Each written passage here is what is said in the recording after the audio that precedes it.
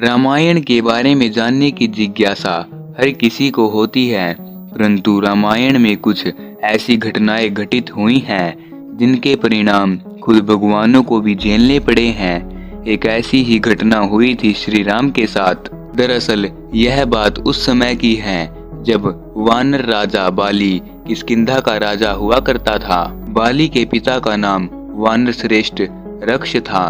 बाली के पिता ने बाली को राजा बनाया था। बाली का एक पुत्र था जिसका नाम अंगद था, जो कि आगे चलकर रामायण में भगवान श्री राम का सेवक बन गया था। बाली देवराज इंद्र को अपना धर्म पिता मानता था और उन्होंने बाली को बहुत सारे वरदान दिए हुए थे। बहुत सारे वरदान मिलने के कारण बाली को उड़ने की शक्ति भी मिली हुई थी। धरती पर उसे सबसे ज्यादा शक्तिशाली माना जाता था। रामायण के अनुसार बाली को उसके धर्म पिता इंद्र से एक स्वर्ण हार प्राप्त हुआ था। इस हार की शक्ति अजीब थी। इस हार को ब्रह्मा ने मंत्रयुक्त करके यह वरदान दिया था कि इसको पहनकर बाली जब भी रणभूमि में अपने दुश्मन का सामना करेगा तो उसके दुश्मन की आदि शक्ति अक्षीण हो जाएगी और यह आदि शक्ति बाली को प्राप्त हो जाएगी। इसी कारण बाली लगभग अजेय था, उसे कोई हरा नहीं सकता था। बाली ने अपनी शक्ति के बल पर मायावी और बुद्धिमान रावण को परास्त कर दिया था। बाली ने अपने भाई सुग्रीव को राज्य से बाहर निकाल दिया था। राज्य से निकलने के बाद सुग्रीव को हनुमान जी मिले थे और हनुमान जी ने ही सुग्रीव को श्री राम से मिलाया था। सुग्रीव ने अपनी सारी पीड़ा श्री राम को बताई और फिर श्री राम ने बाली को छुपकर तीर मारा था, जिसके चलते बाली की मृत्यु हो गई थी। जब बाली और सुग्रीव मल्ल युद्ध कर रहे थे उस समय श्री राम ने छुपकर बाली पर तीर चलाया था।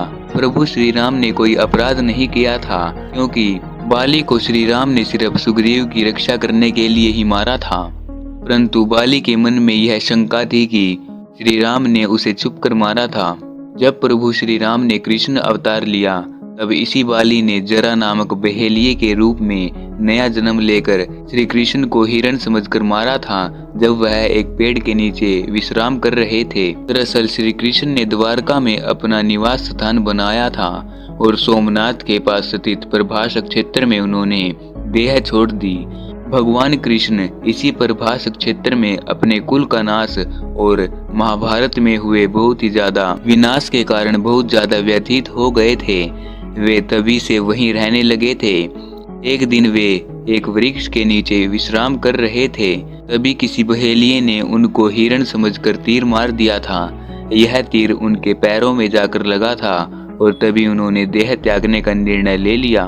पौराणिक मान्यताओं के अनुसार प्रभु ने त्रेता में राम के रूप में अवतार लेकर बाली को छुपकर तीर मारा था, जिसके चलते कृष्ण अवतार के समय भगवान ने उसी बाली को जरा नामक बहेलिया बनाया और अपने लिए वैसी ही मृत्यु चुनी थी जैसी उन्होंने बाली को दी थी।